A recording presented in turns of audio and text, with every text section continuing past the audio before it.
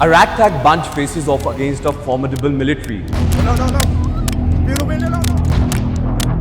It's David versus Goliath. But this time, David has a giant ally too. We could be talking about Israel versus Palestine or even Russia versus Ukraine. But this crisis is a world away. It has an unusual suspect involved throughout. In the searing heat of Southeast Asia, the ongoing Thai-Cambodia conflict stands as a stark reminder that modern wars are not only fueled by old grievances, but also by global power tussle reaching into the heart of local disputes. I asked my people, I said, how are we doing with Cambodia and how are we doing with Thailand? And they said they're going to be coming in at some point to talk. I said, well, let's call them right now. So I called the prime ministers of each. And I said, we're not going to make a trade deal unless you settle the war. A lot of people are killed, you know that, in a short period of time. The border, they're fighting pretty like wild.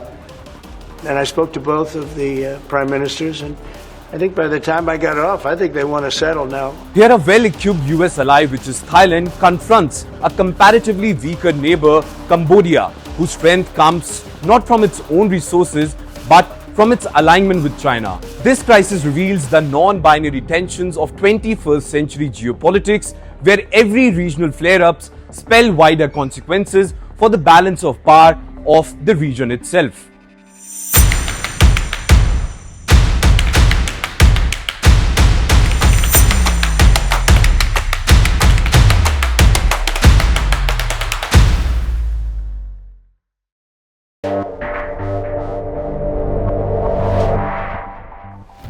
Thailand's military is formidable in many aspects by regional standards. With an active duty forces of about 361,000 personnel, its size tripled that of Cambodia.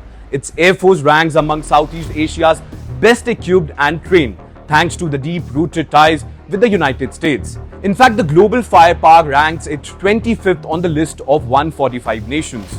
These links are no mere courtesy. Thailand holds the status of a major non-NATO ally, a designation that has brought decades of American military support, access to advanced weaponry, and joint training exercise such as the annual Cobra Golden Maneuver. More than 60 Thai-American exercises take place yearly, and the US supports primates everything from leadership development to defense procurement. This steady US relation is more than just symbolic. During the current conflict, Thai forces have leaned not only on the decades of experience, but also on sophisticated weaponry and intelligence systems, which are long refined in partnership with America and other defense suppliers. Then comes Thailand's economic might. Its GDP towers over Cambodia if it mirrored in military spending and technological edge. In fact, in ASEAN regional pecking order, Thailand is considered a middle part, thoroughly integrated into global military networks and diplomatic circles.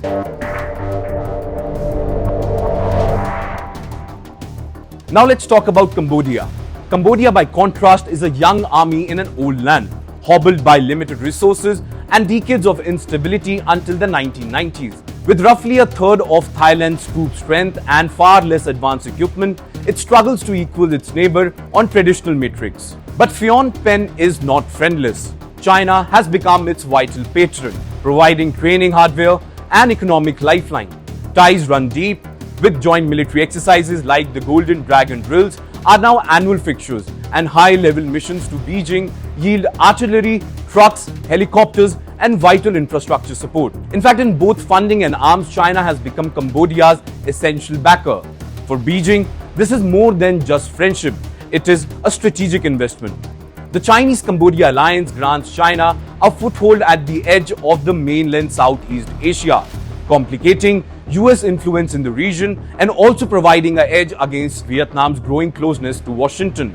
Phnom Penh's diplomatic loyalty is prized. Cambodia has reliably backed China on the South China Sea and other regional disputes, sometimes to the frustration of its ASEAN peers.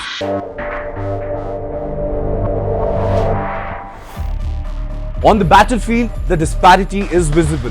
Thailand strikes and artillery fires have forced Cambodian towns into exodus, with civilian casualties mounting and more than 150,000 people displaced in just mere few days. The conflict's root reaches deep into history to colonial boundaries and temple disputes.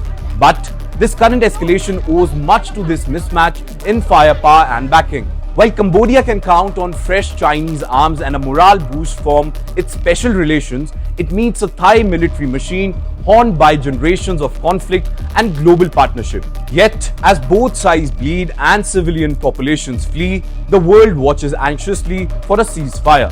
But the fact is, history, pride, and alliances make for a stubborn adversaries. In fact, one thing is also clear. The Thai-Cambodia conflict is as much as a proxy quarrel as a national one, pitting the newer might of China's partnerships against the enduring machinery and alliances of the American order.